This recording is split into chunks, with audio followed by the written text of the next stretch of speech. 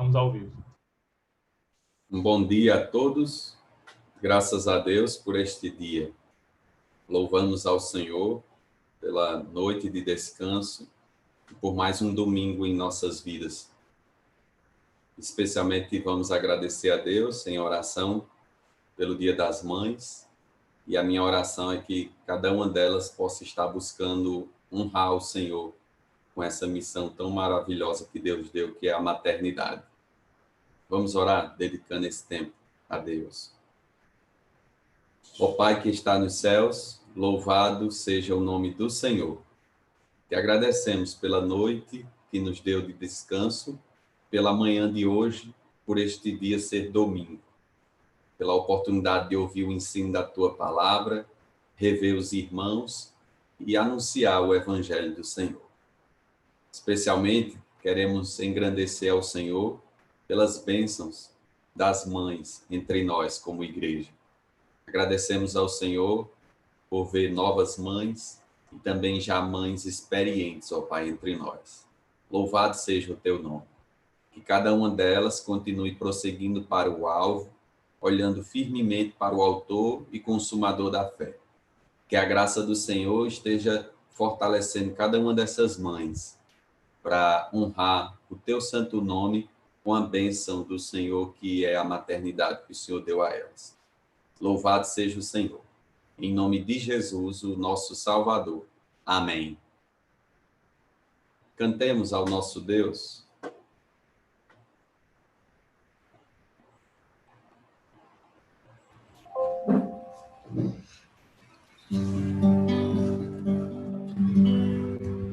Vamos louvar a Deus com o hino Digno é o Senhor, hino do voz, ou melhor, do Hinos de Louvor, número 6.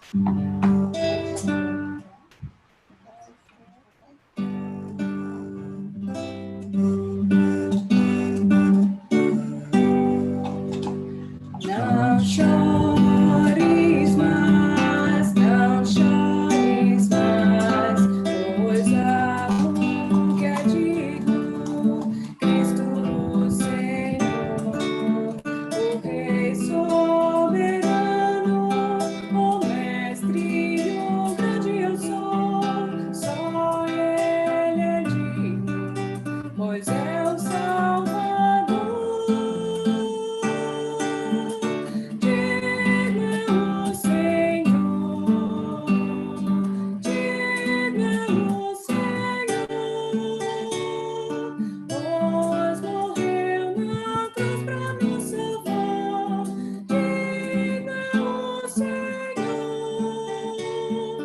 Deve receber poder e riquezas, todos os tesouros e o saber, digno de honra e glória e bênção, chega o Senhor,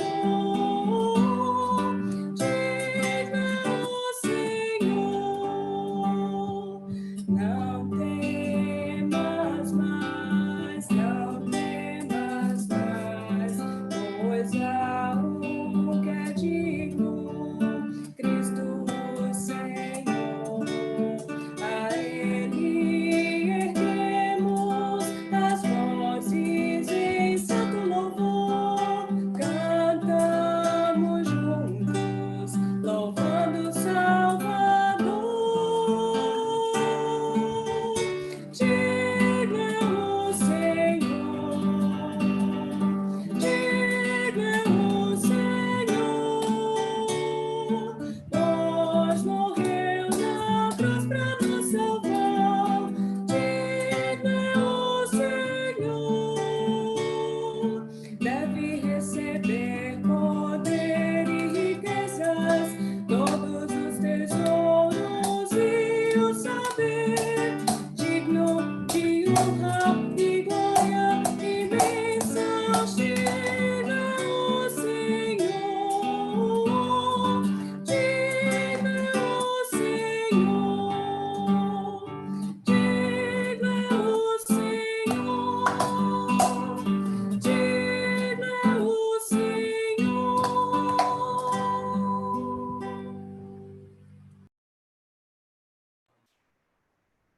Louvado seja Deus. Graças a Deus por Jesus Cristo, o Filho de Deus que veio ao mundo para salvar os pecadores. E nós podemos dizer que somos um desses, que estamos entre esses que Jesus resgatou. Que bênção é saber que nossos pecados foram perdoados. Não tem nenhuma condenação mais sobre a minha vida, porque um dia Jesus Cristo levou sobre si o meu castigo. Louvado seja Deus por Jesus Cristo, o Senhor. Vamos ter uma oração pedindo pelo ensino da palavra de Deus. Irmão Nicolas pode dirigir a Deus essa oração. Oremos. Oremos, ó Deus Pai, nós somos gratos a Ti por mais um dia de vida, mais também uma oportunidade de ouvir e estudar a Tua palavra, mesmo distantes um do outro. Agradecemos por termos essa oportunidade de usar essa tecnologia. E também hoje, especialmente, queremos te agradecer por mais um Dia das Mães e desde já te pedimos por todas as mães da nossa igreja, também aquelas mães, as novas mães e também as futuras mamães que seus filhos estão prestes ou próximos a nascer. Desde já te pedimos as suas bênçãos para que elas possam estar preparadas e prontas para cuidar de seus filhos de acordo com a tua vontade, para que eles possam crescer na graça e no conhecimento. Lembramos também de todas as famílias dessa igreja e também que todas as famílias também possam aproveitar esse Dia das Mães, mesmo sem poder juntar toda a família, mas que cada um também esteja lembrando da dádiva que Deus nos deu, que deu a todas as mães, que é poder cuidar de seus filhos e educá-los. Pedimos que esteja abençoando todas elas e também esteja com o momento que teremos agora de aprender mais a tua palavra. Pedimos por isso, amém. Amém.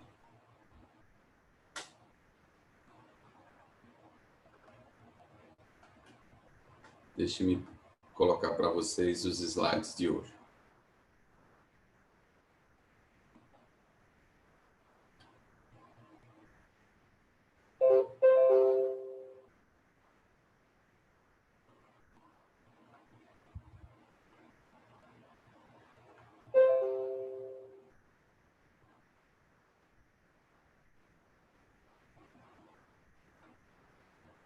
Estão visualizando? Sim.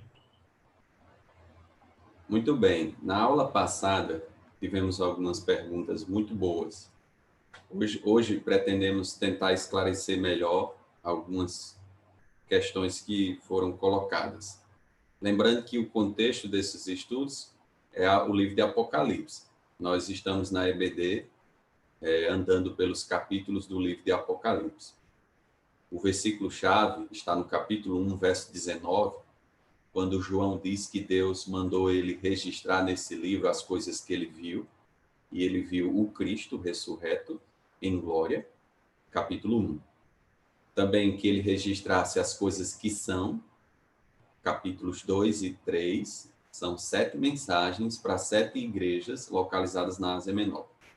E a maior parte do livro, capítulo 4 ao 22, as coisas que hão de acontecer depois destas, ou seja, depois que Cristo arrebatar a igreja aqui da terra. Quando nós entramos no capítulo 4, nós vemos uma cena no céu. Deus, o Pai, entronizado entre os anjos e entre o seu povo redimido, comprado pelo sangue de Cristo. Quando começamos a estudar o capítulo 4, vieram algumas perguntas em relação à ordem das ressurreições, né? Perguntas sobre a diferença, que envolvem a diferença entre Israel e a igreja, a questão do que se refere a mortos em Cristo. Então, nessa aula, nós vamos tentar esclarecer melhor esses pontos, tá certo? Vamos começar sobre a questão das ressurreições. O que é que a Bíblia diz sobre ressurreição? De maneira geral, existem 2 tipos de ressurreição. Mas o pastor falou em 3 domingo passado. Vamos explicar. De maneira geral, existem 2 tipos de ressurreição. Vamos observar Daniel 12, 2. Profeta Daniel, capítulo 12, verso 2.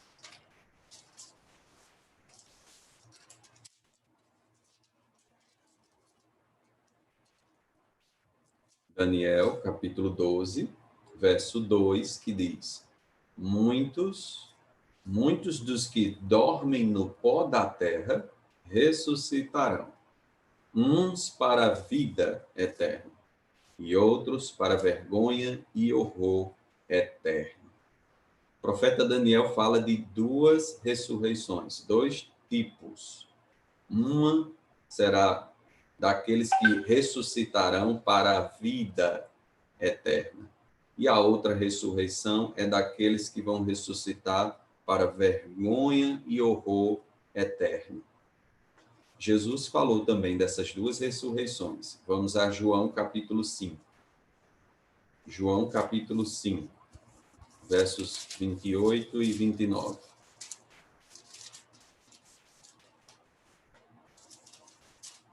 João 5, versos 28 e 29. São palavras do próprio Jesus, e ele diz: Não vos maravilheis disto, porque vem a hora... Deixe-me voltar para o verso 26 e 27, para ver melhor o contexto. Porque assim como o Pai tem vida em si mesmo, também concedeu ao Filho ter vida em si mesmo. 27. E lhe deu autoridade para julgar, porque é o Filho do homem. Não vos maravilheis disto, porque vem a hora em que todos os que se acham nos túmulos ouvirão a sua voz e sairão. Os que tiverem feito bem para a ressurreição da vida, e os que tiverem praticado mal para a ressurreição do juízo. Duas ressurreições, dois grupos. Um grupo para a ressurreição da vida e outro grupo para a ressurreição do juízo. Um comentário aqui nessas palavras de Jesus. Infelizmente, alguns usam esse versículo para ensinar a ideia de que salvo pelas obras, já que temos aqui Jesus dizendo, verso 29, os que tiverem feito o bem. Então, quem faz o bem vai para o céu, mas quem faz o mal vai para o juízo. Lembre-se que em nenhum lugar da Bíblia, nem Jesus, nem os apóstolos ensinou salvação por obras. Então, qual o entendimento correto dessas palavras? Jesus está falando a respeito de sinais de salvos e sinais de quem vai para o juízo. Aqueles que fizeram o bem aqui é um testemunho, são evidências, são frutos de salvos. Então, Jesus está usando aqui aquele que pratica o bem, ele está falando da perspectiva humana, aos olhos humanos. Como é que você sabe quem é um salvo? Você sabe quem é um salvo? Pelas obras dessa pessoa. Aos olhos humanos, você tem que ver novidade de vida, você tem que ver frutos. João Batista, quando estava batizando nas águas do Jordão e chegaram os religiosos fariseus hipócritas, querendo ser lavados naquelas águas, mas ainda sem ter sido lavados pelo Espírito, sem ter nascido de novo, João reprovou a atitude deles e disse que eles deveriam ter frutos dignos do arrependimento. Frutos dignos do arrependimento. Então, quando Jesus está falando aqui, aquele que pratica o bem se refere aos frutos dignos do arrependimento. Se refere a pessoas que uma vez nasceram de novo e têm andado em novidade de vida, e elas praticam o bem. Praticar o bem aqui é andar na justiça. Qual justiça? A justiça de Deus. Só é possível fazer isso de fato e de verdade quem nasceu de novo no Senhor Jesus. Então, de maneira geral, tanto nas palavras do Antigo Testamento, Daniel, quanto na boca do próprio Jesus, só há dois tipos de ressurreição, para a vida eterna ou para juízo. Observe, irmãos, que todo mundo vai ressuscitar. Todos vão ressuscitar. A questão é se vão ressuscitar para a vida eterna ou se vão ressuscitar para juízo. Esses são os dois tipos de ressurreição. Mas ao longo da revelação da Bíblia, você percebe que existem etapas no primeiro tipo da ressurreição. A ressurreição para a vida tem etapas. Como assim? Vamos observar. Por exemplo, há uma distinção. Há um grupo que ressuscitará para a vida, mas esse grupo se refere àqueles que morreram em Cristo. Vamos a 1 Tessalonicenses 4. 1 Tessalonicenses, capítulo 4.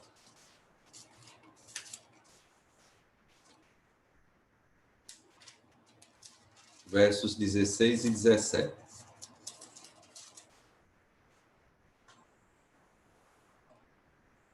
Dizem assim, 1 Tessalonicenses 4, versos 16 e 17.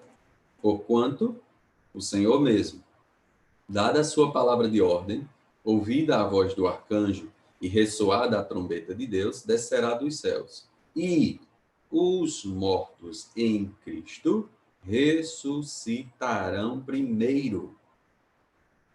Depois, nós, os vivos, os que ficarmos, seremos arrebatados juntamente com eles, entre nuvens, para o encontro do Senhor nos ares, e assim estaremos para sempre com o Senhor. Observe no slide. Então, dois grupos vão ressuscitar, um para a vida e um para juízo. Do grupo que vai ressuscitar para a vida, nós temos estes que são intitulados mortos em Cristo. Quem são eles? São os crentes da era da igreja. São aqueles que depositaram sua fé em Cristo e eles foram batizados no Espírito a partir daquele dia de Pentecostes, Atos capítulo 2. Se no dia do arrebatamento eles já morreram antes do arrebatamento, eles vão ressuscitar aqui. Então, eles vão ressuscitar, e se eu estiver vivo na hora do arrebatamento, eu vou ser levado imediatamente para o encontro do Senhor nos ares. Vai ter um encontro entre eu, que estarei vivo, se eu estiver vivo no dia do arrebatamento, eu vou me encontrar com o Senhor nos ares. Mas, antes desse meu encontro, o Senhor ressuscitará os meus irmãos em Cristo. Aqueles que já morreram, crentes do período da era da igreja, vão ressuscitar aqui, nesse momento. No momento em que também estará acontecendo o arrebatamento da igreja. Então, você observa que Jesus, nesse momento, estará reunindo a igreja. É o noivo trazendo toda a noiva. Assim é intitulado também a igreja, né, no Novo Testamento, como noiva do Senhor. Então, aqui o Senhor vai reunir todo o corpo de Cristo, que é a sua igreja. É nesse momento que nós teremos uma primeira etapa da ressurreição daqueles que ressuscitarão para a vida eterna. Então, a primeira etapa é a ressurreição dos mortos em Cristo. Nós vamos explicar mais sobre o grupo que está dentro da expressão mortos em Cristo. Qual é a segunda etapa da ressurreição? Segunda etapa, deixe logo colocar no slide quando ela acontecerá. A segunda etapa ocorrerá na segunda vinda de Cristo. Então, acontecerá depois dos 7 anos da tribulação. Então, igreja arrebatada, junto com a igreja ressuscitada, né, já estará no Senhor, com o Senhor nos ares. Depois do arrebatamento, não sabemos se exatamente logo após, mas a verdade é que depois desse período haverá 7 anos, que a Bíblia chama de grande tribulação, e ao final da grande tribulação, Cristo voltará para essa terra, pisará nessa terra. Mateus capítulo 24, é a segunda vinda de Jesus para pisar nessa terra. Quando ele vier para essa terra, teremos então a segunda etapa de ressurreição daqueles que ressuscitam para a vida. Qual grupo vai ressuscitar aqui? Observe, os salvos do Antigo Testamento, os salvos que morreram durante a grande tribulação. Os salvos da época do Antigo Testamento. Então, os nossos heróis na fé, Hebreus capítulo 11, e todos os demais salvos, sejam eles judeus ou gentios, que foram salvos nos tempos antigos. A ressurreição deles vai acontecer quando Cristo voltar a essa terra. Também ressuscitarão aqui os que morreram salvos durante a tribulação. Quando estivermos estudando o período da tribulação especificamente, nós vamos ver claramente que haverá salvação nos dias da tribulação. E também veremos no livro de Apocalipse que alguns desses salvos durante a tribulação vão morrer como mártires. Vão experimentar uma terrível perseguição do governo humano sobre a Igreja de Jesus, semelhante a perseguições que a Igreja já assistiu no primeiro século, semelhante a perseguições que ainda acontecem em alguns países do mundo hoje em dia, mas naquele caso inclusive levará à morte de vários crentes. Esses crentes que morreram no período da tribulação, quando vão ressuscitar? Eles vão ressuscitar quando Cristo voltar. Então, eles vão ressuscitar junto com os salvos do Antigo Testamento. Vamos ler Isaías 26. Isaías 26.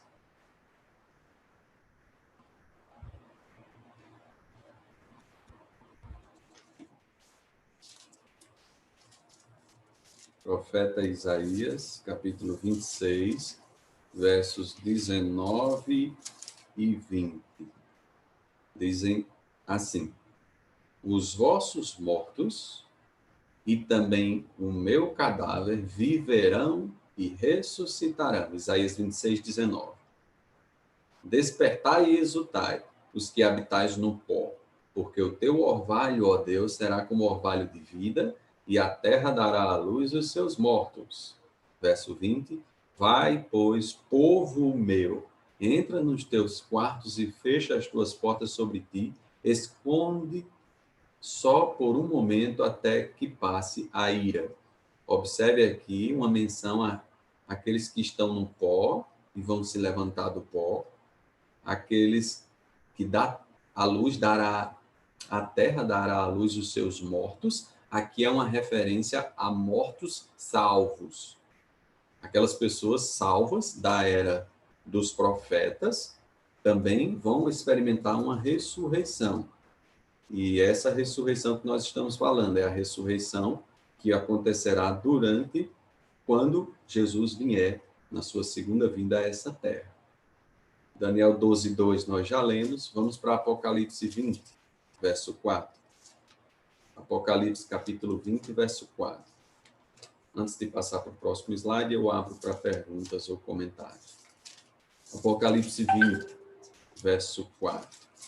Observe, Apocalipse 20, verso 4, que diz: vi também tronos, e nestes sentaram-se aqueles aos quais foi dada a autoridade de julgar.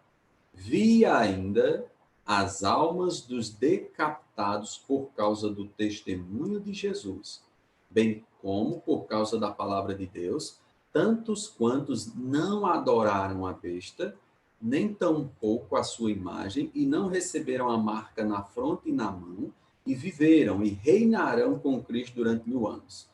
Observe aqui, está muito claro que grupo é esse aqui que vai ressuscitar. Em Isaías 26, nós mostramos ressurreição dos salvos da era dos profetas. Agora, em Apocalipse 20, verso 4, que grupo é esse que João registrou, que viu esse grupo na presença de Deus, e eles sendo ressurretos?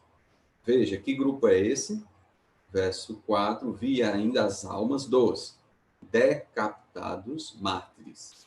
São crentes mártires, decapitados por causa do testemunho de Jesus, mártires cristãos, bem como por causa da palavra de Deus. Então foram fiéis no testemunho da palavra de Deus, e isso custou a vida deles. Eles morreram por causa da fé em Jesus. Então, tantos quantos, verso 4, não adoraram a besta, nem tampouco a sua imagem. Quando é que a besta estará aqui entre os homens? Não é no período da era da igreja, é no período do final da grande tribulação. Estes salvos aqui, quem são? São aqueles salvos durante o período da tribulação, quando o anticristo estará reinando na terra e vai empreender uma forte, terrível perseguição àqueles que são de Deus. E muitos desses vão morrer como mártires na fé. Eles vão ressuscitar quando? Veja, final do versículo 4. Eles não receberam a marca na fronte nem na mão, morreram por causa dessa fé. Aí verso 4 final. E viveram e reinaram com Cristo durante 1000 anos. Eles vão ressuscitar para entrar no milênio. Observe no gráfico, no slide. Após a segunda vinda de Cristo, final da tribulação e início do reino milenar de Cristo na terra. Quem vai ressuscitar na segunda etapa da ressurreição dos que vão ressuscitar para a vida? Quem vai ressuscitar aqui, na segunda vinda de Jesus, serão os salvos do Antigo Testamento e os salvos que morreram durante a grande tribulação. E tanto a igreja quanto todos esses salvos vão entrar no reino de Jesus, no milênio. Deixe-me mostrar a terceira etapa de ressurreição e depois vamos para alguma pergunta ou comentário. Então, 2 tipos de ressurreição, para a vida eterna e para juízo. Para a vida eterna, temos 2 etapas, a ressurreição da igreja, durante o arrebatamento, e a segunda etapa, a ressurreição de todos os demais salvos, durante a segunda vinda de Cristo. O segundo tipo de ressurreição é aqueles que vão ressuscitar para juízo. É a ressurreição de quem? Observe o número 3 no slide. É a ressurreição dos não convertidos de todas as eras. De todas as eras. Todas as pessoas que morreram sem salvação. Elas vão ressuscitar quando? Está aqui. Observe no slide, elas vão ressuscitar no final do milênio, o Senhor, a última grande batalha no final do milênio, porque no início do milênio Jesus aprisiona Satanás, inicia seu reino na terra, mas no final do milênio ele solta Satanás. Tem a última batalha com Satanás, derrota o inimigo definitivamente. Então haverá ressurreição dos não convertidos, de todas as eras. Tem algum microfone ligado aí. Vão ressuscitar para quê? Vão ressuscitar para juízo final. Vamos a Apocalipse 20, versos 5, 6 e verso 12. Esses daqui vão ressuscitar para juízo final. Apocalipse 20, verso 5. Prestem muita atenção. Os restantes dos mortos. Os restantes, eu vou ler o versículo, depois comento detalhes. Os restantes dos mortos não reviveram até que se completassem os 1000 anos. Esta é a primeira ressurreição. Bem-aventurado e santo é aquele que tem parte na primeira ressurreição. Sobre esses, a segunda morte não tem autoridade. Pelo contrário, serão sacerdotes de Deus e de Cristo e reinarão com ele os 1000 anos. Antes de ir para o verso 12, observe aqui algumas explicações. Verso 5. Os restantes dos mortos. Os restantes dos mortos. A essa altura, quais ressurreições já terão acontecido? Já sabemos que já terá acontecido a ressurreição da igreja durante o arrebatamento. Já sabemos que terá acontecido a ressurreição dos salvos antes da igreja e dos salvos da grande tribulação, inclusive dos que morreram pela fé durante a tribulação. Agora, Deus nos diz no verso 5, os restantes dos mortos. Qual restante de mortos? Os últimos mortos que ele tinha falado foram os mortos durante a grande tribulação, que morreram pela fé, foram salvos e ressuscitaram. Agora, Deus está respondendo, e as outras pessoas que morreram? E as outras pessoas que morreram? Todos os outros mortos da terra. Está aqui a resposta. Os restantes dos mortos não reviveram até que se completassem os 1000 anos. Observe o slide e o gráfico. Até que se completassem os 1000 anos. Então, a ressurreição do restante dos mortos é quando? Até que se completassem os 1000 anos. Depois, então, do milênio. A ressurreição do restante dos mortos acontecerá, essa ressurreição, depois dos 1000 anos, tá certo? Então, é após o milênio, a ressurreição dos mortos de todas as eras que morreram sem salvação. Deus prossegue dizendo assim, verso 5, esta é a primeira ressurreição. Esta é a primeira ressurreição. Bem-aventurado e santo é aquele que tem parte na primeira ressurreição. Preste atenção para não misturar as coisas. A primeira ressurreição que ele está falando aqui, e que ele diz que é bem-aventurado e santo é aquele que tem parte na primeira ressurreição. Ou seja, feliz, santo é quem tem parte na primeira ressurreição. Com certeza não é ressurreição de morto que morreu sem salvação. Como é que uma pessoa é bem-aventurada e é chamada de santa se ela morreu sem a salvação? Então, essa primeira ressurreição agora volta para Daniel 12:2, que nós lemos, e para João 5:28 e 29. Daniel disse que vai ter a ressurreição, 2 ressurreições, para a vida eterna e para juízo. Jesus disse que uns ressuscitarão para a vida e outros para juízo. Note, para a vida e para juízo. Agora em Apocalipse, Deus está dizendo, os que ressuscitam para a vida é a primeira ressurreição. Os que ressuscitam para a morte eterna, para juízo, é a segunda ressurreição. Agora ele está marcando essas ordens da ressurreição aqui, tá certo?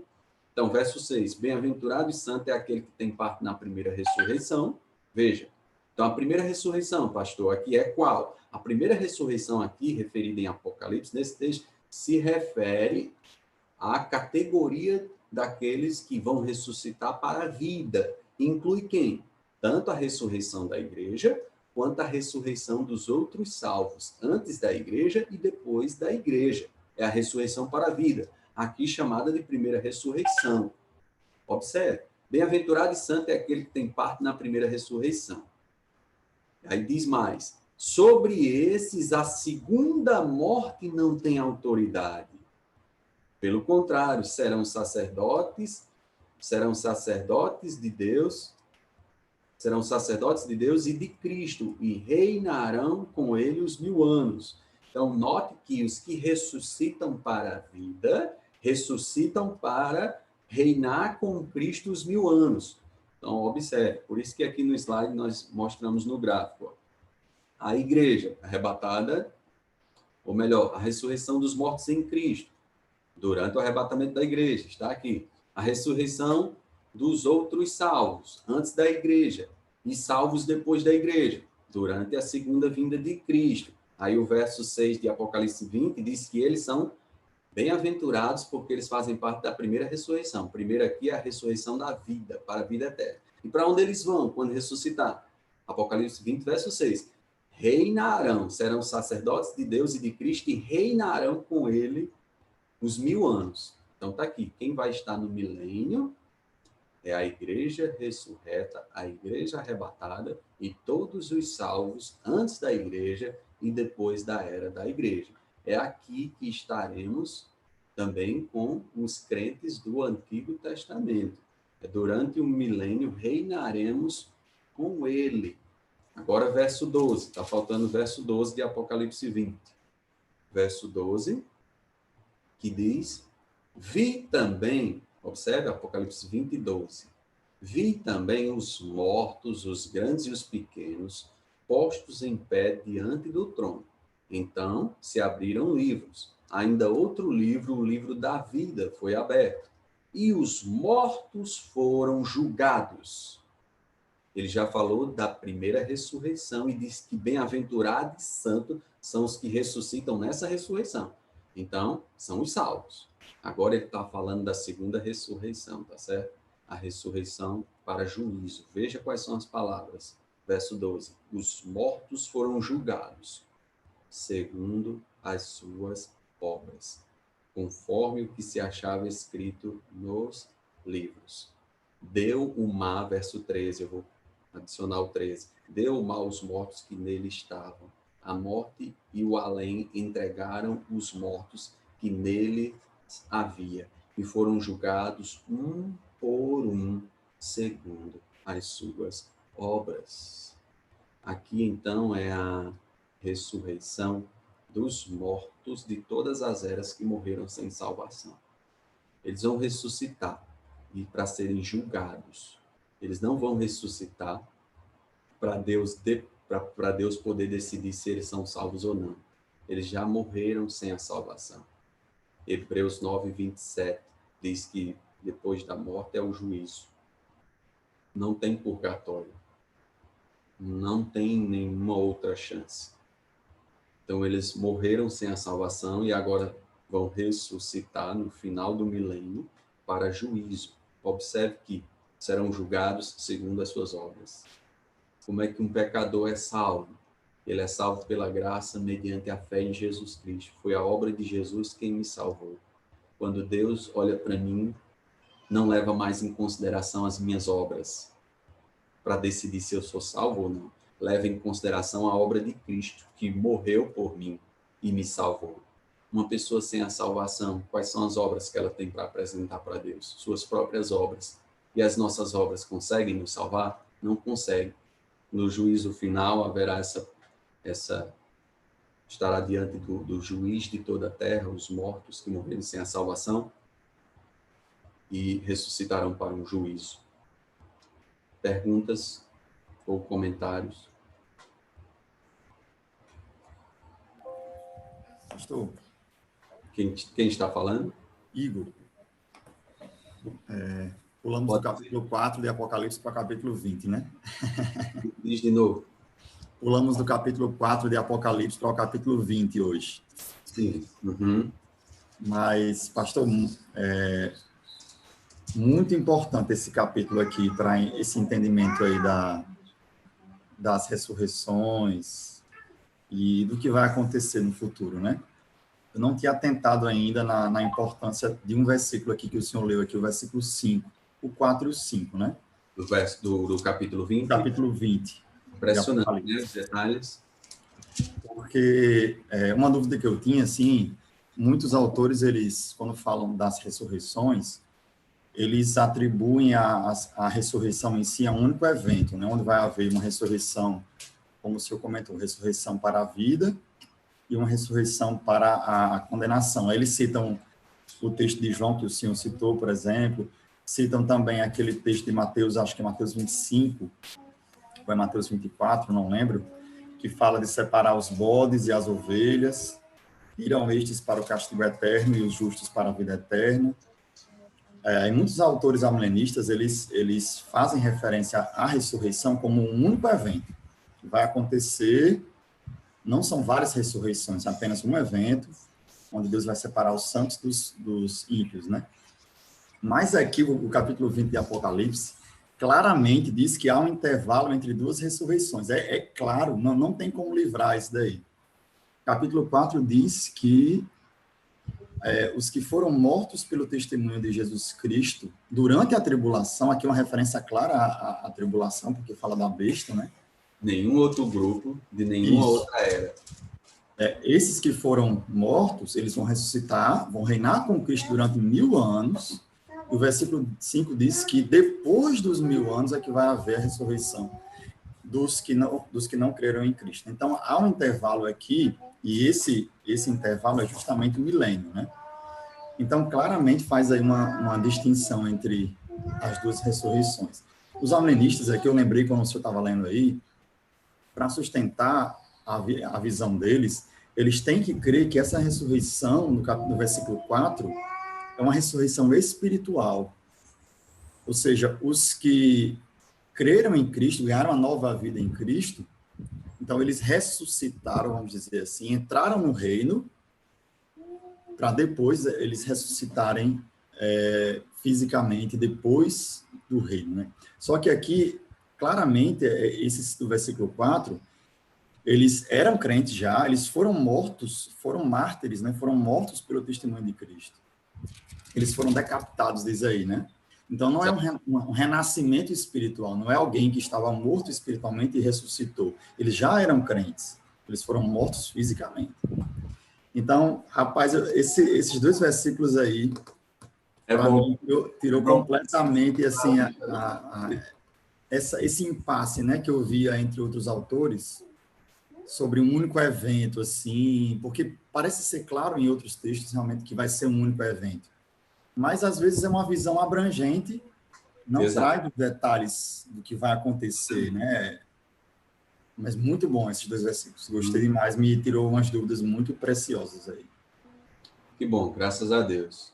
E eles vão ter muita dificuldade, por isso que para eles não tem um reino milenar literal, né? Para poder encaixar que esses decapitados sejam decapitados, que hoje possa estar morrendo lá na China, perseguindo a China perseguindo a igreja clandestina, como é nomeada lá. Então, se morrer um decapitado, é esse. Ele entende que é esse daqui. Por quê? Porque não tem, para eles não tem um reino milenar literalmente 1000 anos, mas 1000 é uma figura, simbolismo, que necessariamente não é uma época exatamente de 1000.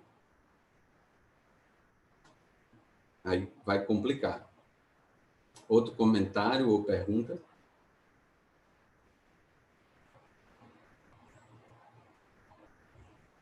Então, nós temos, biblicamente, 2 tipos de ressurreição, para a vida e para juízo.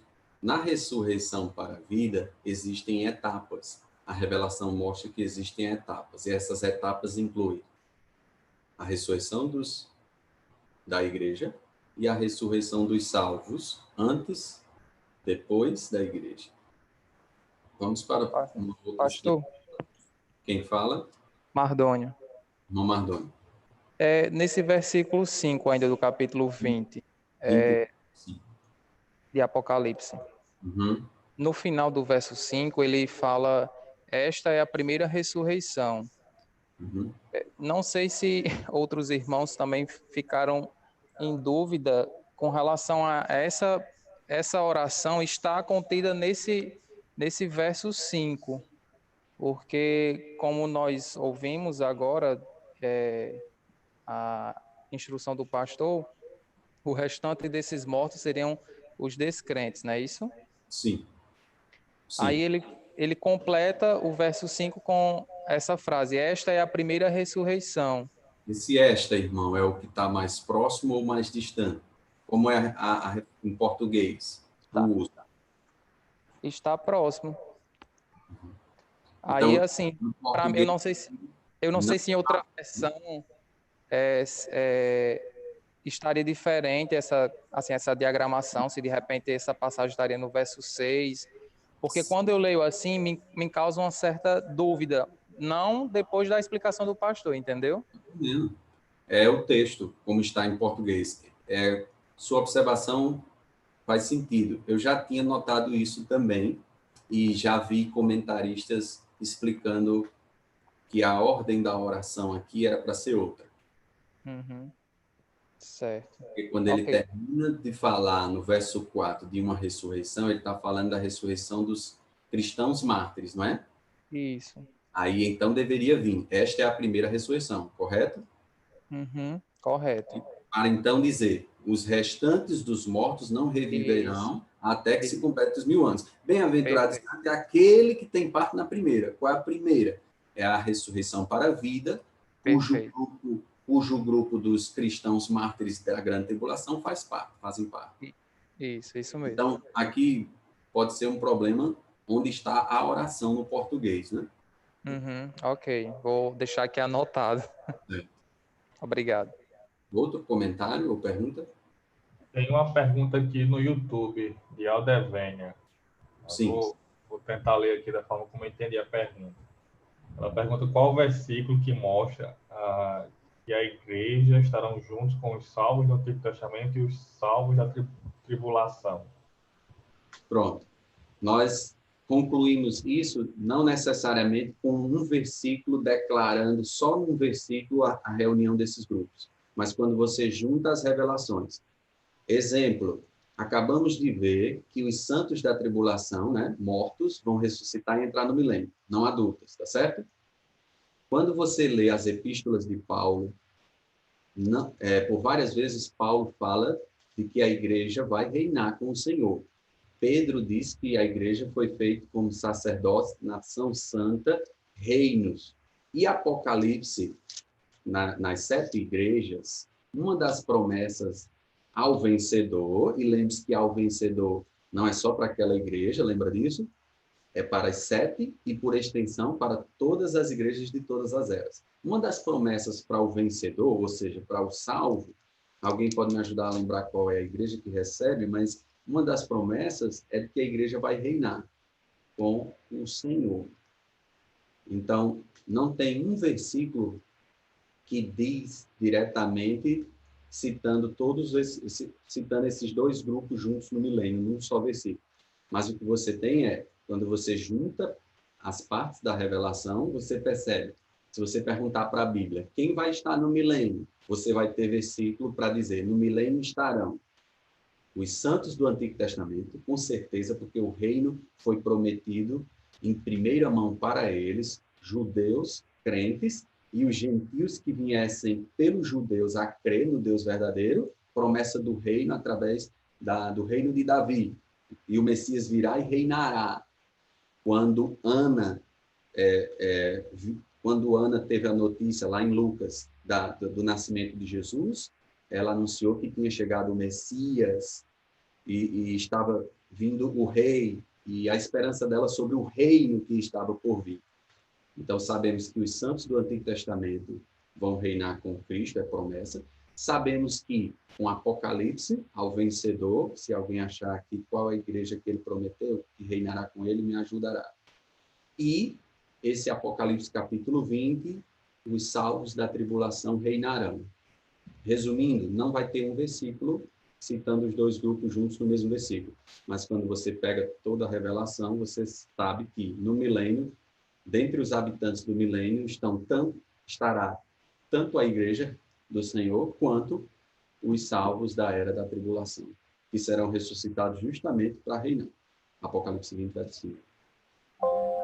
Pastor, Sim. só para complementar a sua resposta, eu lembrei de um versículo aqui que parece fazer referência a essa participação de Israel e a igreja, né, na eternidade.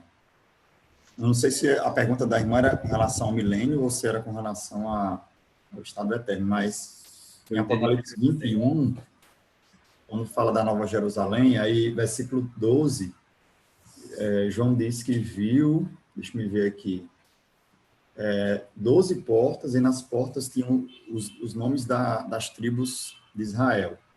E no versículo 14, ele viu os fundamentos, os 12 fundamentos da cidade, e eram os 12 apóstolos do Cordeiro, né? Muito bem. Então, qual é o texto, irmão? É Apocalipse 21, aí é o versículo 12. Agora, nesse caso, o irmão já fez a observação que é novo céu e nova terra, não é isso? Isso aqui já é o estado eterno, né? Aqui não é o milênio. Não é o milênio, isso. A pergunta da irmã era com relação ao milênio, né? Eu entendi que é o milênio. Certo. Pode ler na pergunta? Ela confirmou agora que era um milênio que ela se referiu. Ok. Então, eu achei o versículo aqui da igreja no milênio. Um dos versículos que atesta que a igreja vai estar no milênio. Apocalipse 3, 21. Inclusive, quando fala da igreja em Laodiceia. Ao vencedor, dar-lhe-ei sentar-se comigo no meu trono, assim como eu também venci e me sentei com meu Pai no meu trono. Essa é uma das. Em Apocalipse 4 tem um melhor. Deixa eu ver aqui. Eu também estava me lembrando, pastor, de Apocalipse 2, a igreja em Tiatira, que ele E fala assim, também, ao vencedor que guardar até o fim as minhas obras, eu lhe darei autoridade sobre as nações. sim, exato. O contexto é de governo e governo. Exatamente. O verso 27 desse texto aí diz: com o cetro de ferro as regerá, é a imagem de um governo na terra, o governo teocrático na pessoa de Jesus. E a igreja reinando com ele, correto. E Apocalipse 4, irmãos, também tem outro testemunho. Deixa eu ver, melhor dizendo, 5. Apocalipse 5, verso 10. Apocalipse 5, 10. E para o nosso Deus os constituíste reino e sacerdotes e reinarão sobre a terra. Então, aqui é uma alusão, uma referência a Cristo, no seu trono celestial, desce e vem com o seu povo, os redimidos, incluindo aqui o que ele comprou com o seu próprio sangue, versículo 9. Quem são esses? É a igreja. E o que é que vai acontecer quando ele descer aqui, vir aqui para a terra? Ele vai reinar. E quem vai reinar com ele é a igreja. São os salvos redimidos pelo sangue, os salvos comprados pelo sangue de Cristo, a sua igreja. Espero que tenha respondido. Tem mais duas perguntas aqui. Uma do irmão Dirceu, ele Sim. colocou aqui no chat mesmo do Zoom. Pergunta: a primeira ressurreição do final do versículo 5. Agora só não sei qual capítulo, irmão Dirceu perguntou. Estou conseguindo ler aqui, consegui abrir. Está conseguindo ler aí? A ressurreição do final do verso 5 não está se referindo ao contexto do capítulo 20. Vamos lá. Certo. Se eu entendi a colocação do irmão, é porque esse capítulo fala sobre a primeira ressurreição. Se eu entendi o que o irmão está falando. Então, é possível que seja dessa maneira, como o irmão está fazendo essa observação. Que aqui é a referência ao assunto da ressurreição, da primeira ressurreição. Mas eu posso dedicar um tempo durante a semana para o lugar dessa frase aqui e a compreensão da frase. Certo? Tem uma outra pergunta aqui do irmão Ivan. Ivan. Pelo YouTube. Certo. Está perguntando se todos os crentes da grande tribulação serão mortos. Se todos os crentes da grande tribulação serão mortos. Não. Não. Penso que não. Mas eu preciso, é outro tópico que eu preciso me preparar bem para poder explicar melhor para os irmãos. Então, para esse momento, só é possível dizer que não. Que aí vai entrar uma questão que envolve os habitantes do milênio e como é que, no Antigo Testamento, falando do milênio, ou melhor, no próprio livro de Apocalipse, falando do milênio, fala também de alguma rebelião e de Satanás sendo solto e ainda causando problema, ou pecado ainda acontecendo no milênio. O Antigo Testamento fala de pecado acontecendo no milênio e sendo julgado imediatamente, porque, lembre-se, o governo é teocrático, é o juiz, o Senhor Jesus. Havendo pecado, o salário do pecado é a morte, o salário vai ser aplicado imediatamente durante o milênio. Aí você pergunta, como é que alguém vai pecar se no milênio entra os salvos que ressuscitaram antes da igreja, os salvos da igreja ressurretos e os salvos da grande tribulação ressurreta. Ou seja, ninguém tem mais corpo para pecar no milênio, sendo que tem texto referindo-se ao milênio que fala de ainda transgressão no milênio e a punição imediata da transgressão àquele que desobedeceu. Quem vai desobedecer no milênio? Aí tem muito pano para manga e é um estudo específico. Quando nós chegarmos em Apocalipse 20, com certeza vou me preparar para um estudo só sobre o milênio, porque é um texto mais detalhado sobre o milênio. Tá certo? Tem uma outra aqui, se o pastor quiser. É o primeiro. Pergunta aí. Posso ler? Leia. Aí, se eu achar que dá para eu responder depois, para eu ir para o próximo slide. Gabriel está perguntando se é verdade que até mesmo os escolhidos serão enganados pelo anticristo. Não, eu acho que sei qual é o versículo que ele está pensando. É preciso ler melhor para entender corretamente o versículo. Se ele puder escrever o versículo aí, colocar, ou alguém puder ler, eu posso fazer um breve comentário. Mas não é possível um eleito cair na enganação. Lembrando, que aí entra vários detalhes, que enganação é essa? Se refere a um tipo de apostasia que identifica uma pessoa que nunca nasceu de novo. Eu estou pensando naqueles que João, o apóstolo, diz, eles eram dos nossos, João se referindo a alguns que estavam no meio da igreja, eles estavam entre nós, mas não eram dos nossos. Ali não é questão de crente desviado ou não, ali é questão de pessoas que nunca se converteram, mas viveram no círculo cristão. Num determinado contexto, elas começaram a mostrar que negavam as verdades fundamentais da fé cristã. Então, se nega a verdade fundamental da fé cristã, essa pessoa nunca nasceu de novo. Vou dar um exemplo de verdade fundamental da fé cristã. Que Cristo é Deus. E nas epístolas de João, João disse, se alguém nega que Cristo é Deus, esse não é filho de Deus. Tá certo? E é o que vai acontecer lá. Por causa de uma influência de um pensamento filosófico, alguns estavam confundindo as coisas sobre Jesus Cristo sendo o verbo de Deus que se fez carne, e se ele era verdadeiro Deus e verdadeiro homem ao mesmo tempo. Muito pano para a manga também, esse detalhe, certo? Vou para o próximo slide. Quem são os mortos em Cristo? Quem são os mortos em Cristo? Então, eu espero aqui, nesse segundo slide, esclarecer bem qual é o grupo que é salvo e colocado e contado como igreja. Qual é o grupo que é salvo e contado como igreja de Jesus Cristo? Mateus 16, 18. Vamos até lá.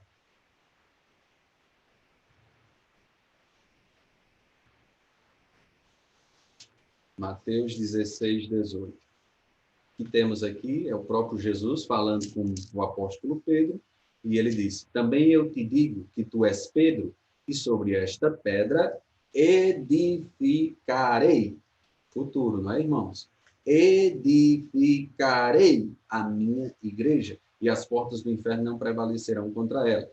O destaque aqui é, observe no slide, Jesus falando da igreja como algo futuro. Olha, observe a cena. A cena é Jesus e um dos 12 apóstolos. Qual deles? Pedro. Pedro já era salvo, irmãos? Obviamente, nessa altura, inclusive, além de discípulo, era um dos 12, era um apóstolo. Mas Pedro já estava incluso na igreja quando Jesus disse essas palavras? Não. Até porque, quando Jesus disse essas palavras, a igreja nem existia. Jesus disse, declara para Pedro que edificarei a minha igreja. Certo? Aqui é para você perceber a distinção de um grupo específico chamado igreja. E quando é que ele nasce e até onde ele está, até qual período ele estará aqui na Terra. Atos 1, verso 5. Vamos até Atos 1, verso 5. Atos, capítulo 1, verso 5. Lembrando que Atos, capítulo 1, é praticamente... Atos é escrito por Lucas. Lucas também tem um evangelho. Então, Atos é como, digamos assim, a continuação do evangelho.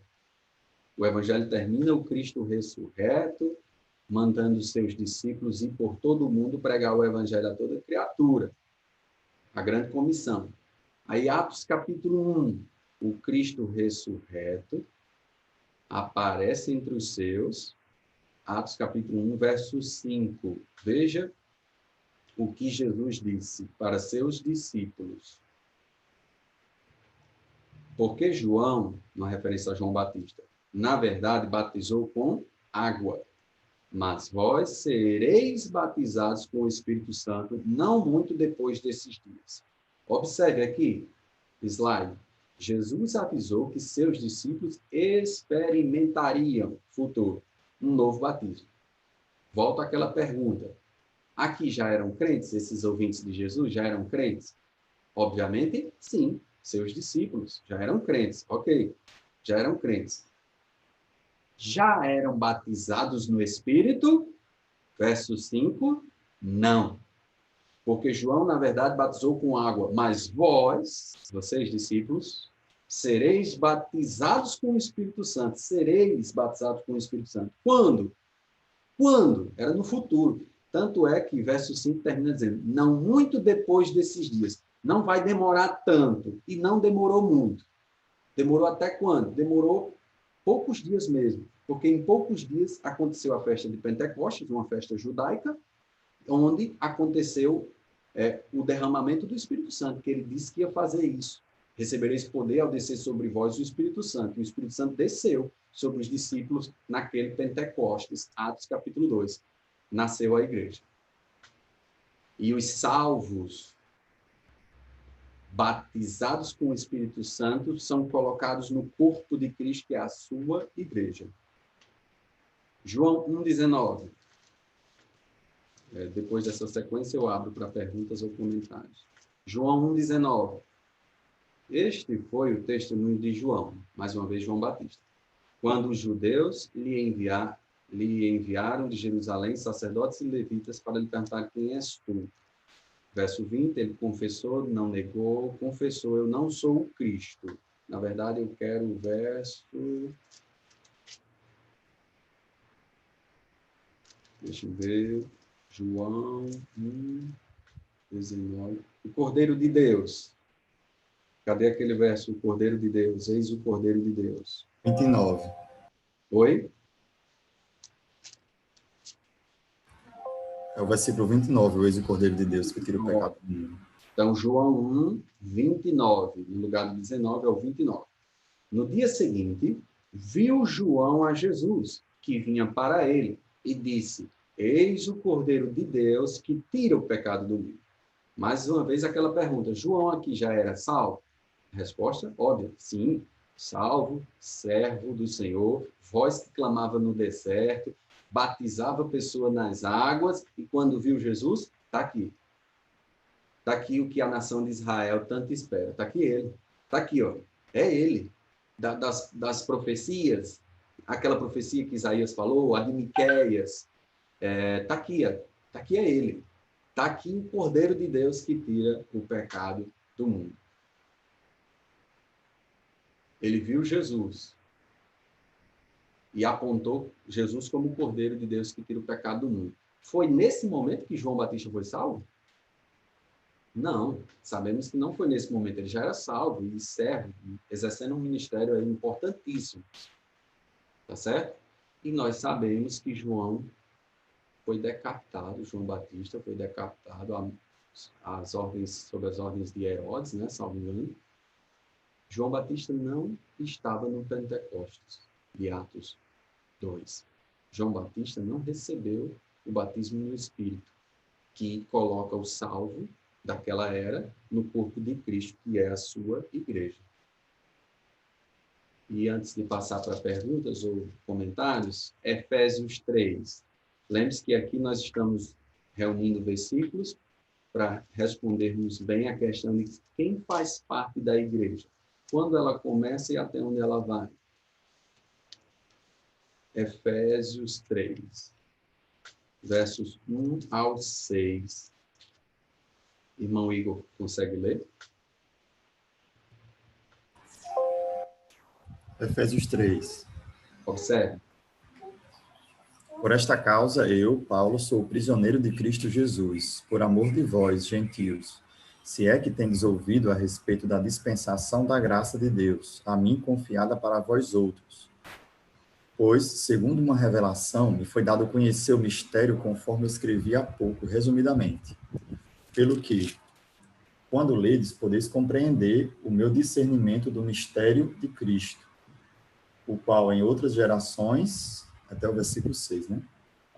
O qual em outras gerações não foi dado a conhecer aos filhos dos homens, como agora foi revelado aos seus santos apóstolos e profetas no Espírito, a saber, que os gentios são co-herdeiros, membros do mesmo corpo e co-participantes da promessa em Cristo Jesus, por meio do Evangelho. Muito bem. Temos aqui Paulo falando aos Efésios sobre o quê? Sobre a igreja. Paulo vai dar um detalhe para nós sobre a igreja. Uma das coisas que Paulo diz sobre a igreja era um mistério que agora estava sendo revelado. Uma observação importantíssima. Era um mistério a igreja. Quando você lê o Antigo Testamento, você não acha a igreja. Não tem igreja no Antigo Testamento. Os profetas não tiveram essa revelação, não viram a igreja. O mistério foi revelado e Paulo está agora dando detalhes de que mistério é esse que pode ser chamado de igreja. Qual é a diferença entre como eram salvos, ou a diferença do grupo que era salvo antes dessa igreja, e o que é que tem de novidade nesse grupo que se chama igreja? Observe, verso 3 foi uma revelação que foi dada a Paulo para ele entender o mistério. Verso 4, deixe-me ver, verso 5. O qual em outras gerações não foi dado a conhecer aos filhos dos homens. Deus guardou a revelação sobre a igreja para entregá-la só num determinado momento, tá certo? Verso 5. Como agora foi revelado aos santos apóstolos e profetas no Espírito. Profetas aqui, lembre-se que a palavra usada para profeta pode se referir a um profeta num ofício tipo o de Isaías e o de Jeremias, mas pode se referir também a mensageiro da revelação de Deus. É nesse sentido aqui. Então, quando é que essa revelação sobre a igreja foi dada? Foi dada da era dos apóstolos para frente. Tá certo? Ela foi dada da era dos apóstolos para frente. Para trás, não. Era mistério. Dos apóstolos para frente. Verso 6. E que mistério é esse, Paulo? O que há de mistério? Verso 6. Está aqui. Paulo diz para nós, a saber, que os gentios são co-herdeiros, membros do mesmo corpo e co-participantes da promessa em Cristo Jesus por meio do Evangelho. Que mistério, que novidade, se no Antigo Testamento já tinha salvos gentios. Não tinha gentios salvos? Raabe, dos gentios, salva. Inclusive está na lista dos heróis da fé, Hebreus 11. Ruth, a moabita, Ruth, salva. Os ninivitas, que Deus mandou Jonas ir lá pregar, e o final do livro mostra a conversão dos ninivitas. Já tinha gentios salvos no Antigo Testamento, certo? Sim. Qual é a novidade, então, aqui, que ele chama de mistério? Atenção, tem novidade, sim. Verso 6. A saber que os gentios são co-herdeiros, membros do mesmo corpo e co-participantes da promessa em Moisés, na lei de Moisés, no judaísmo, não. Em Cristo Jesus, por meio da lei, por meio do sábado, por meio da circuncisão, por meio de comer isso e não comer aquilo, não. É por meio do Evangelho. Então você tem judeus e gentios, ou sempre aconteceu salvação de judeus e gentios, sim, sim. Mas, a partir daquele Pentecostes, Atos capítulo 2, a descida do Espírito Santo, Cristo começou a edificar a sua igreja. O que é a igreja? A igreja é judeu ou gentio que, pela graça, mediante a fé, foi salvo em Jesus Cristo. Ouviu o Evangelho, creu e foi selado com o Santo Espírito da promessa. Esse salvo é contado em que grupo? Israel? Não. Igreja. Igreja do Senhor Jesus Cristo. Então, uma ilustração aqui. Deixa eu ver. Para eu abrir para perguntas. Estou conseguindo ver meu mouse. Está aqui. Então, quando começou a igreja, descida do Espírito. Pentecostes, Atos capítulo 2. Estamos em que momento? Estamos nesse momento da era da igreja. Quando vai terminar a era da igreja? Quando a igreja for arrebatada. Quem são os mortos em Cristo? Resposta: os crentes de Pentecostes até aqueles que morreram antes do arrebatamento. Pergunta ou comentário? Tem uma outra pergunta aqui no YouTube, pastor. Tem algo aqui também no Zoom, mas pode dizer. Você vai ler o do Zoom? Deixa eu ler rapidinho. Ok. Lá da família Freire, anotou Mateus 24, 24, que diz: porque hão de surgir falsos cristos e falsos profetas, e farão grandes sinais e prodígios, de modo que, se possível fora, enganariam até os escolhidos. Pronto, é aquele versículo que Gabriel perguntou. Gabriel, você tem que lembrar que Mateus 24, quem está falando aí é Jesus, certo? E quem está falando é Jesus respondendo a umas perguntas dos discípulos. Que pergunta? Lá no início do capítulo 24, você verá que os discípulos ficaram assustados porque Jesus disse que o templo, eles mostraram o templo em Jerusalém, estavam de frente do templo e estavam admirados. Olha aí, Senhor, olha a grandeza do templo. E Jesus surpreende, diz: não vai ficar pedra sobre pedra. Como é? As pedras enormes. Jesus disse: não vai ficar pedra sobre pedra. Então eles perguntaram: Senhor, qual é o sinal da tua vinda e da consumação do século? Então eles perguntaram: quando é que tudo isso vai ser destruído e o Senhor vai consumar tudo aqui e vai reinar?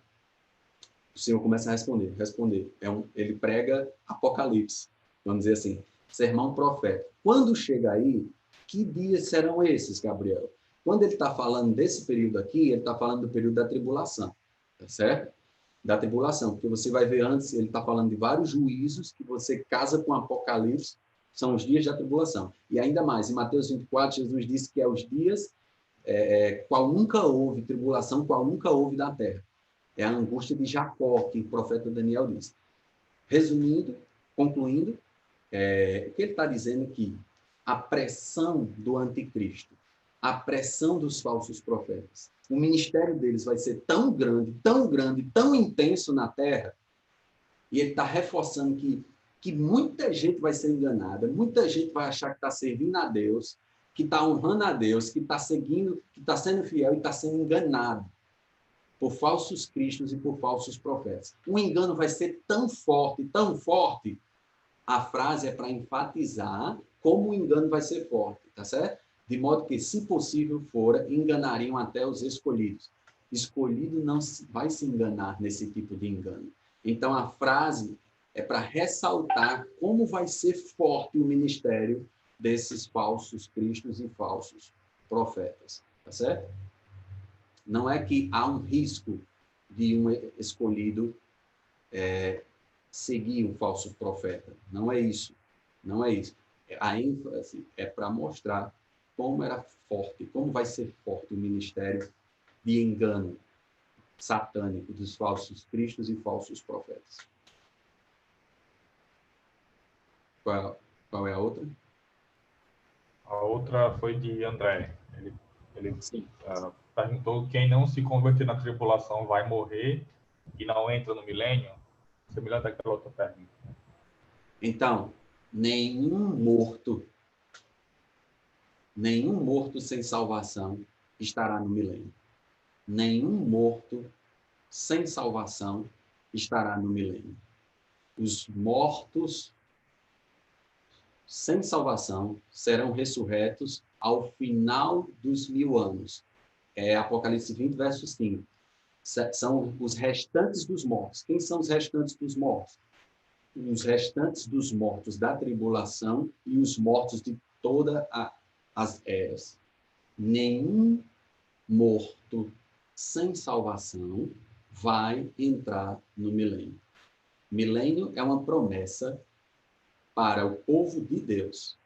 Em primeira mão, para um judeu redimido, e nós fomos enxertados, diz o Novo Testamento. Nós fomos enxertados, seremos co-herdeiros, reinaremos com ele. Estaremos na mesa com Abraão, Isaque e Jacó. Aí só para complementar aqui, ver se respondeu tudo. No caso,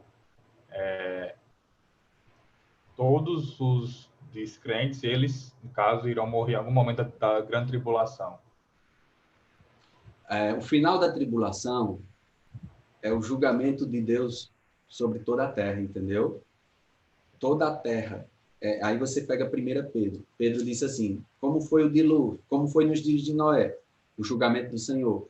Para varrer a iniquidade da terra. Foi com o quê, Nicolas? Nos dias de Noé, como foi que Deus varreu a iniquidade da terra? Dilúvio. Com dilúvio, foi com água. Aí Pedro diz, no dia do Senhor, não vai ser mais com água, vai ser com fogo. Quando você lê Apocalipse do 6 ao 19, as 7 taças, 7 selos e 7 trombetas, irmãos, arrepia. Uma sequência de coisas terríveis acontecendo nessa terra. Quem estiver vivo naqueles dias vão morrer ali, no juízo do Senhor sobre toda a terra, sobre a terra. Mas eles ainda vão ressuscitar, depois do milênio, para o juízo diante do trono do Senhor, para entrarem numa eternidade de sofrimento. Ou seja, o final da tribulação, aí entra outro versículo, Jesus disse, eu não lembro se é Jesus ou é em Apocalipse que diz, eu acho que é Jesus, no Mateus 24, que se aqueles dias não fossem abreviados, nem os salvos ficariam. O que é que ele está dizendo? Vai ser dia de tanto terror na terra, vai ser muito terrível. Se o Senhor não tivesse abreviado, ou seja, 7 anos, não mais do que isso. 7 anos, não mais do que isso. Jesus diz em Mateus 24, falando desses dias, diz, eu vou usar palavras parafraseando, coitada das que estiverem grávidas. Coitada das que estiverem amamentando. Teve uma pergunta de Geis aqui também, né, sobre esse assunto. No caso, os que crerão na grande tribulação e não forem mortos passarão para o milênio. Certo? Pronto. No momento, é esse entendimento que eu tenho. E daí deve estar a resposta para a pergunta do irmão Ivan. Vai ter pecado no milênio? Né? Está aí a resposta, o meu entendimento no momento. Quando chegarmos em Apocalipse 20, eu espero ter trabalhado bem esse assunto, ter estudado bem para trazer com esses detalhes. Quem entra no milênio. Eu só tinha realmente ficado com dúvidas, né, nessas 3 perguntas que estavam bem relacionadas, foi com relação aos textos, né, que o pastor mencionou que iria existir ainda julgamento no milênio de pecado, né? Então, como é que se haveria de fato pecado, né? Então, se os descrentes não vão para o milênio, né? Eles vão ser julgados e mortos. Então, seria os crentes que passarão para o milênio que iriam pecar? Impossível porque eles, lembre-se, impossível porque eles entraram com o corpo ressurreto. Não é verdade? Os da igreja já receberam, transformados já foram transformados, corpo incorruptível, e os santos do Antigo Testamento ressuscitaram já, e também para um corpo glorificado. Então, esses entraram com o corpo glorificado, impossível transgredirem a lei. Então, essa é uma possibilidade de salvos da tribulação que... desculpa, então, quando eu disse que vai morrer, eu me referia aos incrédulos, viu? No final da tribulação. A morte de todos os incrédulos. Certo? Agora eu entendi. Liguei uma coisa a outra. A morte dos incrédulos. Então, só entraria um salvo. Mas preciso mais estudo para esse ponto. Pastor? Quem é? Elisângela. Sim. Durante a grande tribulação, vai haver morte? Durante a grande tribulação, vão morrer salvos e não salvos? Ou eles permanecerão todos vivos até o fim da grande tribulação, para que os que tiverem se arrependido entrem com Cristo no milênio e os que não tiverem reconhecido a Cristo sejam submetidos ao juízo que vai acontecer no fim da grande tribulação, com os selos, as taças. Haverá morte para os dois grupos. Apocalipse 20, verso 5 diz que Apocalipse 25 fala da ressurreição dos que foram decapitados por causa do testemunho de Jesus. Então, e era porque não guardaram o sinal da besta, do falso profeta. Quem eram esses? Crentes da tribulação. Então, eles morreram na tribulação. E os incrédulos morrem na tribulação, com certeza. Quando entrarmos em Apocalipse 6, em diante, você vai ver uma sequência qual é a palavra para mortes em massa? Uma sequência de testemunhos, de relatos, de mortes em grande quantidade de pessoas. Se referindo a eles vão para onde? Esses que morrerem. Aí é outro assunto, irmã. Onde estão, por exemplo, os salvos antes da igreja? Os salvos da igreja, onde eles estão? Os mortos antes da igreja e os mortos do período da igreja. Tem detalhes. Na teologia, essa questão do estado intermediário. Estado intermediário. Do momento em que eles morreram para o momento em que eles vão ser ressuscitados. Ou para a vida eterna, ou para o juízo eterno. Onde eles estão? É uma outra aula. Porque se eu começar a falar o que eu acredito, eu vou precisar explicar muita coisa. Mas eles estão separados, não estão com o Senhor, eles não podem dizer, como Paulo diz, prefiro viver é Cristo e o morrer é lucro. Por que é lucro para ele? Porque ele sabia, ele disse, morrer e estar com Cristo, que é incomparavelmente melhor. Opa, está com quem? Com Cristo. Vai estar com Cristo. Morreu, está com Cristo. Sim, mas como é isso? Aí depois ressuscita para estar com Cristo. 1 Coríntios 15, só sobre ressurreição, Paulo vai mostrar para nós que tem coisas da ressurreição que nós, com o corpo corruptível, nunca vamos entender. Aí parece que eu estou vendo. Quando eu estiver lá com o corpo corruptível, olhar para a irmã Elisângela com o corpo corruptível, agora sim. Vai dar para entender tudo. Mas o assunto do estado intermediário, onde estão os mortos, até que sejam ressurretos para juízo ou para a vida, é uma outra aula. Deu para entender, irmão? Ok, pastor. Posso seguir? Deixa eu ver o horário. 11 da manhã. Deixa eu ver aqui. A salvação dos santos do Antigo Testamento. É preciso, de imediato, ter ciência dessa verdade aqui. Nunca houve outra forma de salvação além da graça mediante a fé. Veja Gálatas 3:6. Gálatas, capítulo 3, verso 6. Alguém lê para mim? Gálatas 3:6.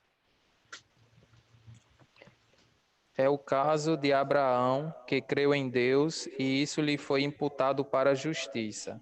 Gálatas 3:6. Estamos estudando Gálatas, né? Pregando Gálatas no domingo à noite. E uma coisa que Paulo combateu era a ideia de que a salvação era fé mais obras da lei. De modo nenhum. Isso não é graça, isso não é evangelho. Um dos argumentos de Paulo vai ser o próprio Abraão. Muito bom, Paulo. Paulo foi para o Antigo Testamento e mostrou um grande exemplo de que sempre, sempre, sempre, um pecador resgatado só foi salvo pela graça, mediante a fé. Paulo diz, eu vou dar um exemplo para vocês. Capítulo 3, versículo 6, é o caso de Abraão. Abraão creu em Deus e isso lhe foi imputado para a justiça. Como foi que Abraão foi salvo? Pela graça de Deus, mediante a fé. Eu sei que alguns podem estar perguntando, eu acho que esse quadro aqui vai esclarecer algumas questões. Vamos lá. Em todas as eras, tá certo? Antes da igreja, durante a tribulação. Em todas as eras, você deve entender que a base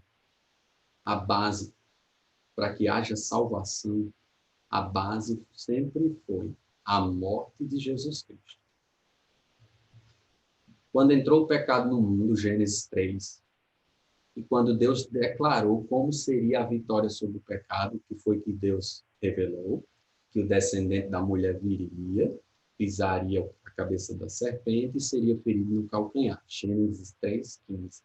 A gente chama isso de proto-evangelho. O evangelho em sua fase inicial. Então, um descendente de Eva, um nascido de mulher viria. Ele derrotaria o inimigo, Satanás, que conseguiu enganar Eva, mas esse inimigo, Satanás, ainda ia feri-lo. Com a revelação progressiva sendo entregue para nós, Deus não nos deu Gênesis e Apocalipse de uma vez só, Deus foi nos dando a revelação, nós temos mais clareza sobre o descendente da mulher. O tempo vai passando e o descendente da mulher, Eva poderia pensar, será que é Abel? Não é Abel.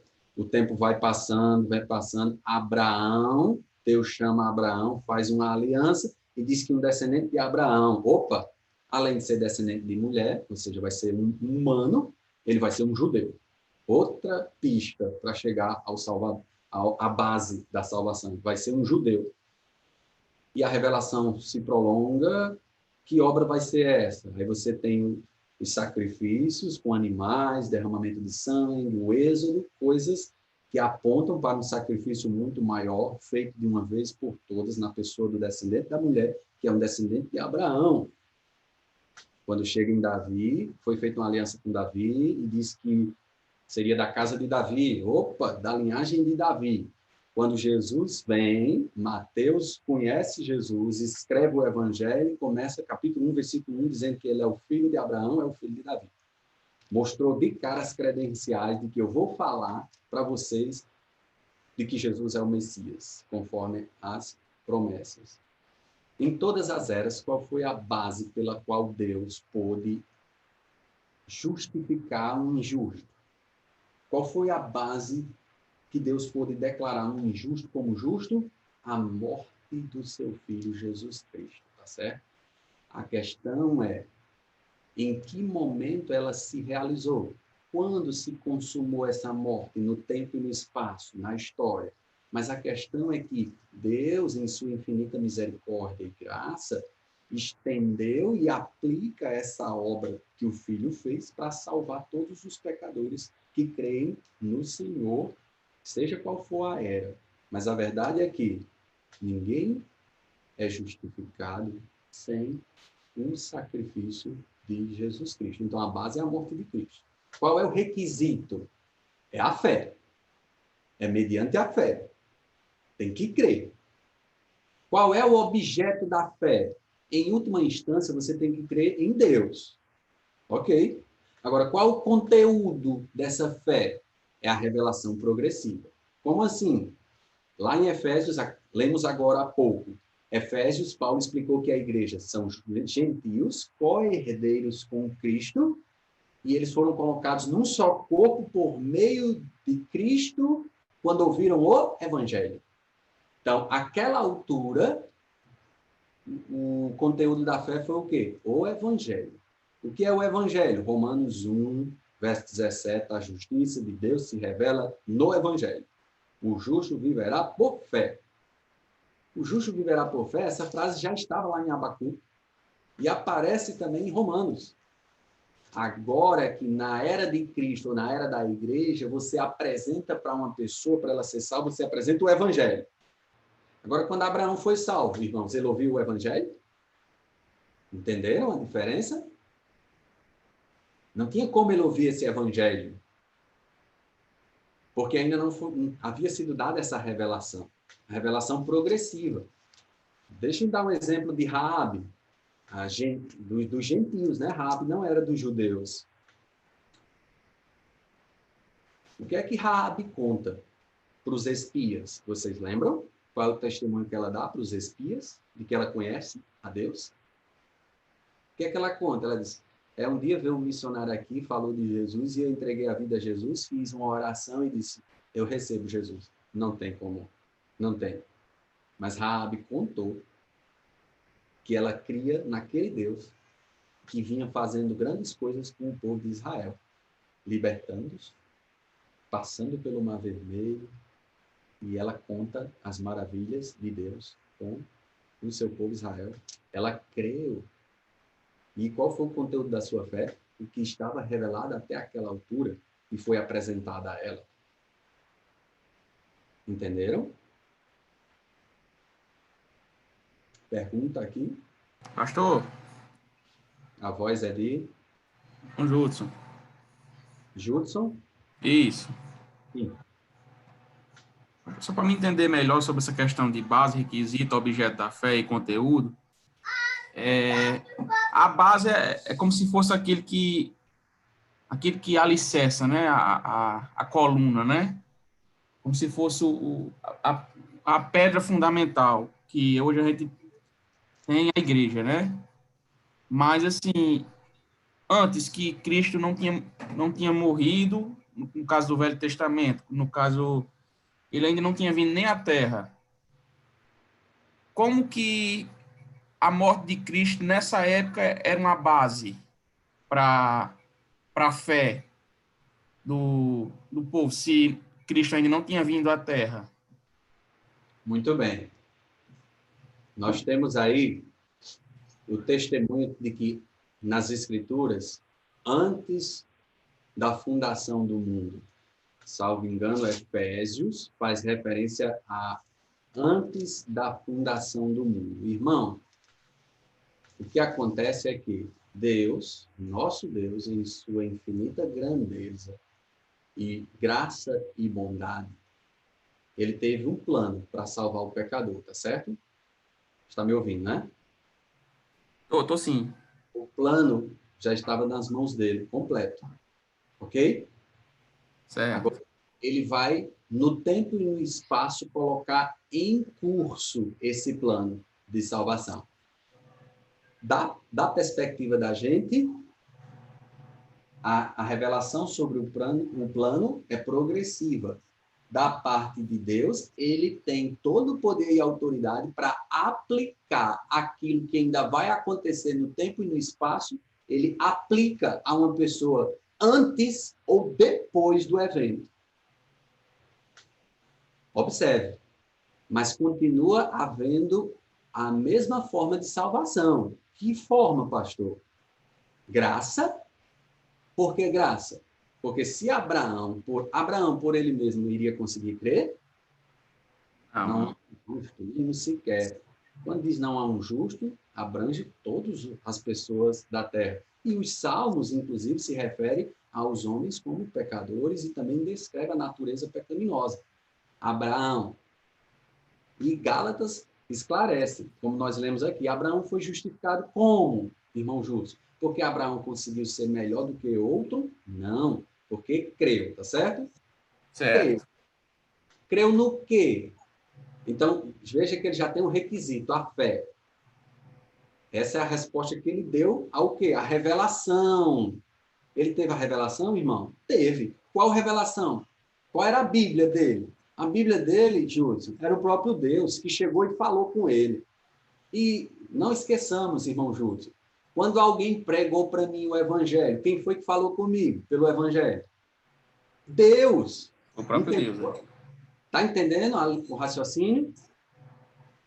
Deus fala por sua palavra. Então, o autor de Hebreus diz que Deus falou há muito tempo aos pais pelos profetas e nos últimos dias nos falou pelo Filho Jesus Cristo. Mas Deus sempre falou. Como foi que ele falou com Adão e Eva? Como foi que ele falou com Enoque, Abel? Como foi que ele falou com Noé? Como foi que ele falou com Abraão, Isaac, Jacó? Como foi que ele falou com João Batista? E quando ele mandou o seu filho, quem é esse? Esse é o verbo que se fez carne. Está aqui o próprio Deus entre nós e Deus falando conosco. Requisito, fé. O crente do Antigo Testamento, vamos imaginar, né? Visualizar Abraão, teve fé? Teve. Em quem? Em Deus. Teve. Mas essa fé foi no escuro? No vácuo? Não. o conteúdo, a revelação de Deus a ele, entendeu? Agora vamos lá. Como foi que Deus perdoou e justificou Abraão? Deus não deu detalhe a Abraão que a justificação de Abraão seria por meio do filho Jesus, entendeu? Deus não contou essa parte para Abraão. Mas Deus, em sua autoridade e soberania, aplicou, sim, o que ainda seria feito pelo seu filho. Então, da nossa perspectiva, é tempo e espaço, é coisa limitada. Não da perspectiva de Deus. Então, ele aplica a obra do seu filho para poder salvar pecadores.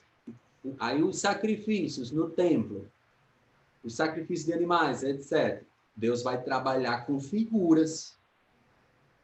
E Deus vai falar como será o Messias. Então, Deus vai revelando progressivamente. O que é que tem igual entre eu e Abraão, para fechar? Eu e Abraão somos crentes. Como? Eu, Charles, crente pela graça. Abraão, pela graça.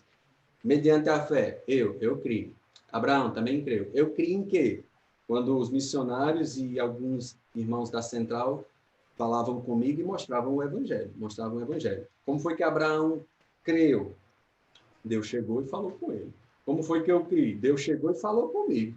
O meio foi diferente. Ele mandou os seus para falar e mostrar a palavra. Se você prega a palavra, é Deus quem está falando com a pessoa. Aí o que foi que eu fiz? Criei. Criei em quê? Eu sempre também faço esse exercício. Quando eu me converti, eu já sabia a teologia toda que eu sei hoje. Entenderam? Eu sabia detalhes sobre isso ou sobre aquilo. Eu não sabia, mas foi aplicado a mim. Deu para entender? Sim, entendi. É como se ele tivesse... Ele fez um ato presente que... Baseado numa obra futura, né?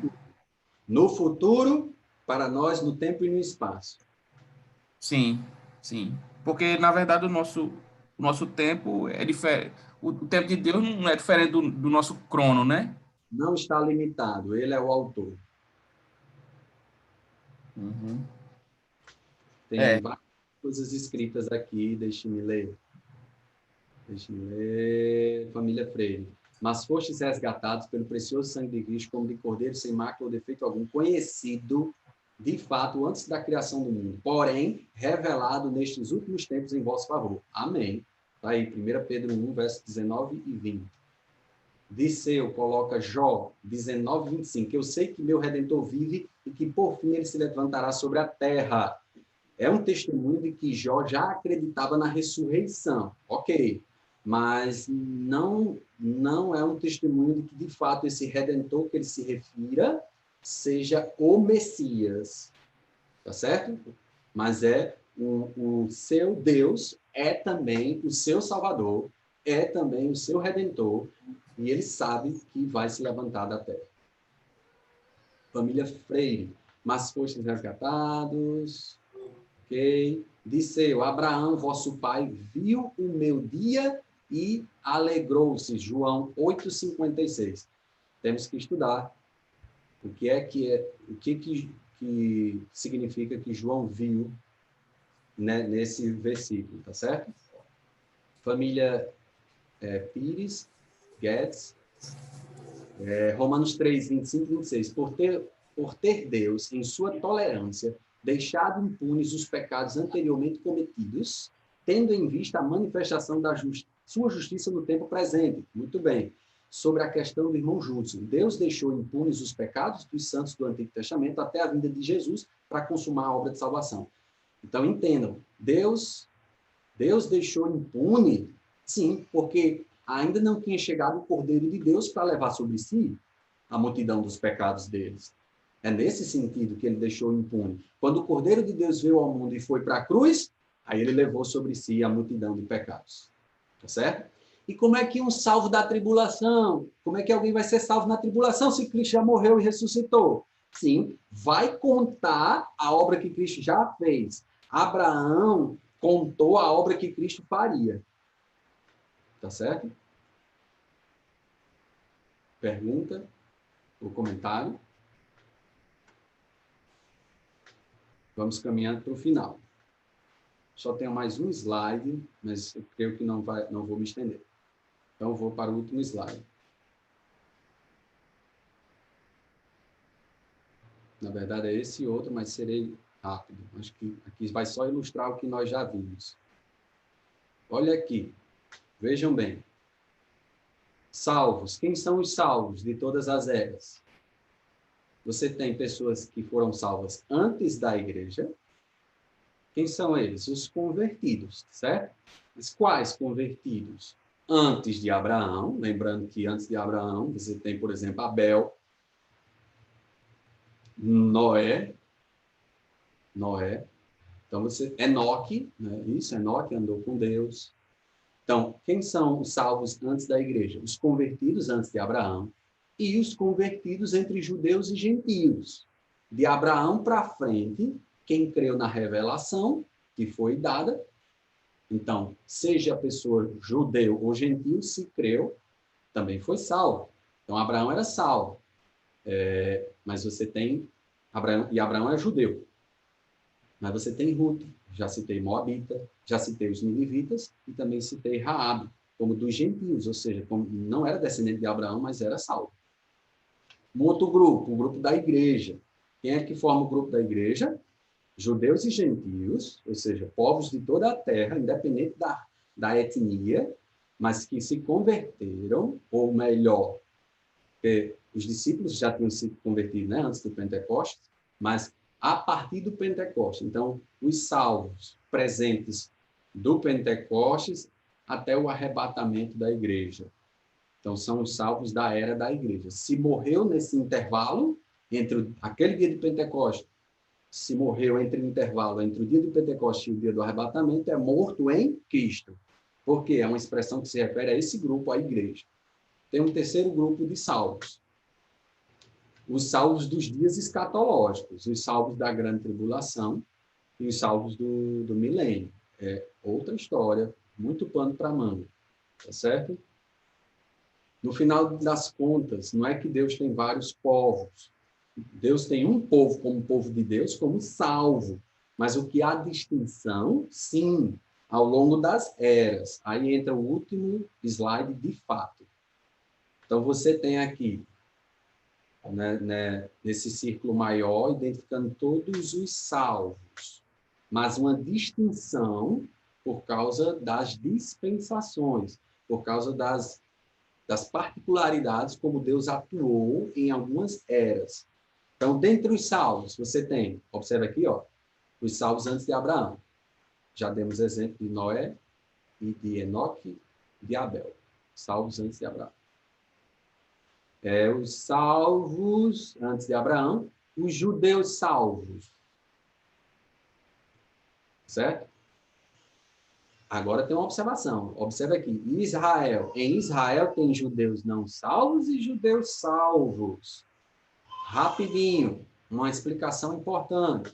Quando você lê o Antigo Testamento, muitas vezes Deus se refere a Israel. Israel, você tem que ter cuidado. Israel como nação, de maneira geral. Necessariamente, não é que todos ali são salvos. Tá certo? Então, você tem a nação de Israel, Deus trabalhando na história, tendo a nação de Israel como farol para as nações, ok? Tanto é que, quando Deus faz de Abraão um povo, uma nação, ele manda a Constituição. Qual é a Constituição? É dada por Deus. O governo é para ser teocrático, não tem votação. É um governo teocrático, é o governo perfeito de Deus, teocrático. Mas qual a Constituição? A lei. Está ali, a lei mosaica. Quando Israel recebe a lei abrange tanto como adorar a Deus no templo ou no tabernáculo, mas a lei também tem questões sobre criminoso, como tratar um criminoso, como se defender de um criminoso, se eu causar um dano ao meu vizinho, como é que eu acerto essas questões de problemas sociais, etc. envolve termos também civis e militares. Por quê? Porque ali é uma nação, tá certo? E no meio daquela nação você tem judeus que são salvos e judeus que não são salvos. Então, voltando aqui para o ciclo maior, quem são os salvos? Dentre esses, alguns judeus. Claro, como Abraão, só se tiver a fé que Abraão teve. E outro grupo, a igreja. São povos de toda a terra, de Pentecostes até o arrebatamento, colocados no corpo de Cristo. E o outro grupo são os salvos dos dias escatológicos. Como todos esses foram salvos? Do mesmo jeito. Foi a graça de Deus que os resgatou mediante a fé. Fé em quê? Se você for bem específico, se você se referir a Abraão, creu. Creu na revelação que lhe foi dada e isso lhe foi contado como justiça. Nós estamos na era da igreja, por isso que a gente prega o evangelho. E quando eu pregar, eu prego a mensagem do evangelho, eu anuncio Jesus para a pessoa crer em Jesus Cristo, porque esse é o evangelho, esse é o poder de Deus para a salvação de todo aquele que crê. Comentário ou pergunta? Graças a Deus por tão grande revelação que é a sua palavra. Daniel, um consolo aqui para nós, que achamos difícil essas coisas e muita coisa. Um consolo. Daniel, quando recebeu a revelação, você vê lá no final, muita coisa que ele escreveu, mas não entendeu. Então, muita coisa aqui pode ser que alguns não entenderam agora, mas com mais leitura poderão entender com o tempo. Eu não entendia isso há alguns anos atrás. Acho importante os irmãos escutarem essas explicações para a gente continuar no livro de Apocalipse. Ó Deus eterno, soberano, gracioso, bendito seja o nome do Senhor. Obrigado por tão grande revelação da tua palavra.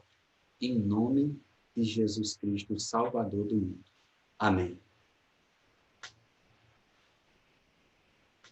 Um bom dia.